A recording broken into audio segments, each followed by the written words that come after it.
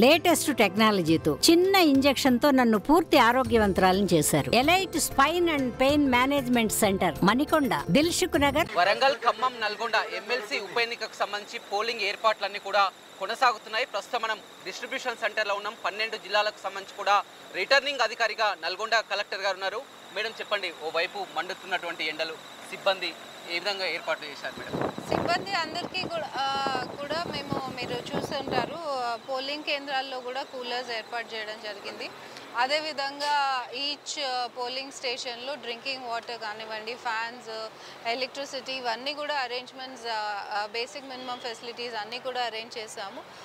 మనము ఇవి even shared facility, వాళ్ళకి ఎక్కడన్నా వెయిటింగ్ రూమ్, మోస్ట్లీ మంచి లొకేషన్స్లో ఉన్నాయి polling stations, so shared facilities కూడా క్రియేట్ చేయడం.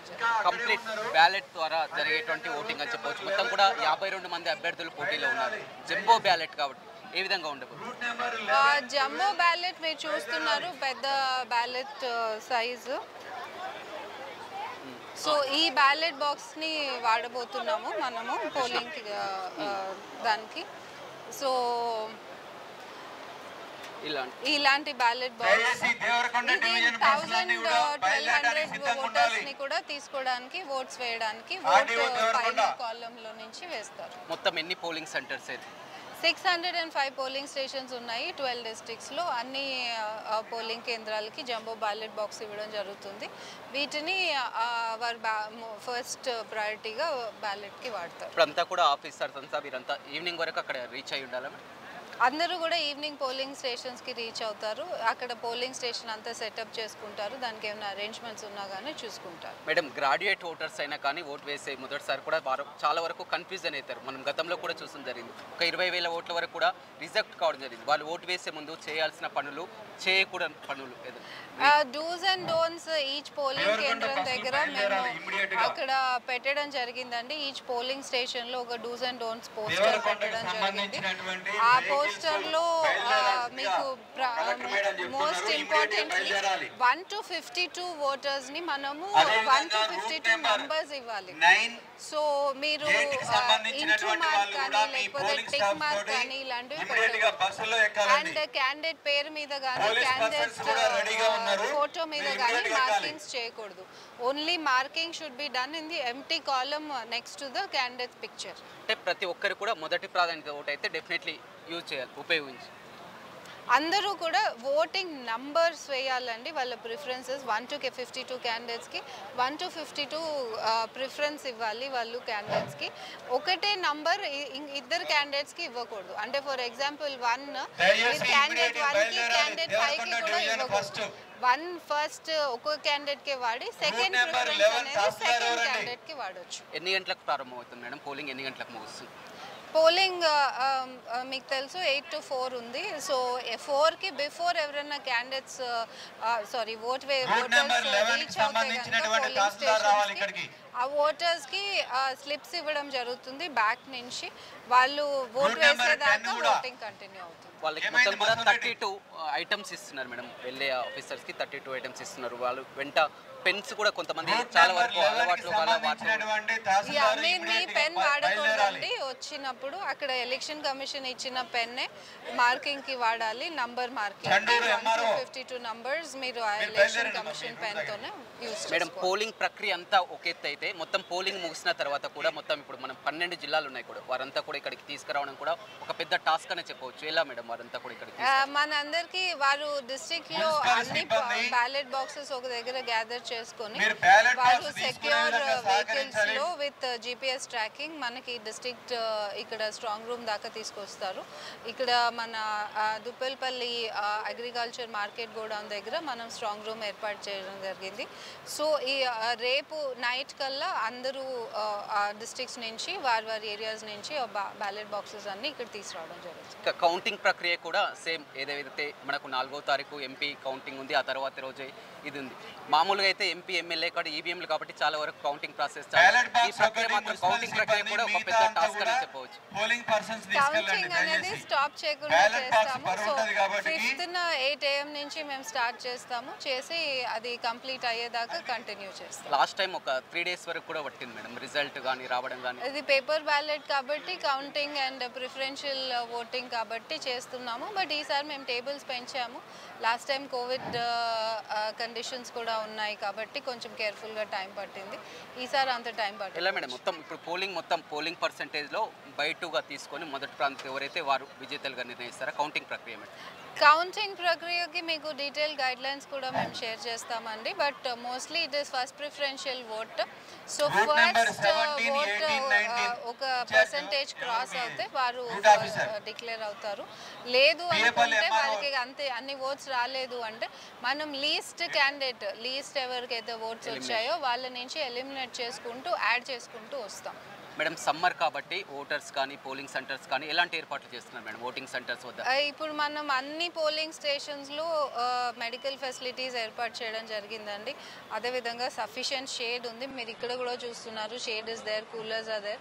So all arrangements are being made. ఎవరికి సమ్మర్ అని భయపడాల్సిన అవసరం లేదు. అందరూ మంచిగా వచ్చి వారి responsibility they have to exercise their vote. Okay madam, thank you. Right, చూడొచ్చు మొత్తం మీద అన్ని ఏర్పాట్లు కూడా పూర్తి చేయడం జరిగింది. మనం చూస్తున్నాం బస్సులు కూడా వారికి కేటాయించినటువంటి బస్సులు రూట్లు కూడా ఏర్పాటు చేయడం జరిగింది. మొత్తం మనం చూస్తున్నాం అంతా కూడా ప్రిసైడింగ్ ఆఫీసర్స్ వారికి ఇచ్చినటువంటి ఏదైతే మొత్తం ఈ విధంగా మనం చూస్తున్నాం జంబో బ్యాలెట్ కావడంతో కూడా ఇలాంటి మొత్తం కూడా బ్యాలెట్ బాక్సుల సాయంతో కూడా బస్సులోకి వెళ్తున్నటువంటి పరిస్థితి కనిపిస్తుంది. చూడొచ్చు వారు పోలింగ్ సెంటర్లకు చేరుకుంటున్నారు. వారి ప్రక్రియతో కూడా అంతా కూడా చేరుతున్నటువంటి పరిస్థితి కనిపిస్తుంది. మొత్తం కూడా 605 పోలింగ్ సెంటర్స్ ఉన్నాయి. మొత్తం 3 ఉమ్మడి జిల్లాలకు సంబంధించి వరంగల్, ఖమ్మం, నల్గొండ 3 ఉమ్మడి జిల్లా పరిధిలో మొత్తం 12 నియోజకవర్గాలు కూడా ఉన్నాయి. ఈ 12 నియోజకవర్గాల పరిధిలో కూడా ఆ పోలింగ్ ప్రక్రియ కొనసాగుతుందని చెప్పవచ్చు. మనం చూస్తున్నాం మొత్తం అధికారులంతా కూడా వారికి కేటాయించినటువంటి సెంటర్స్ కి చేరుకుంటున్నారు.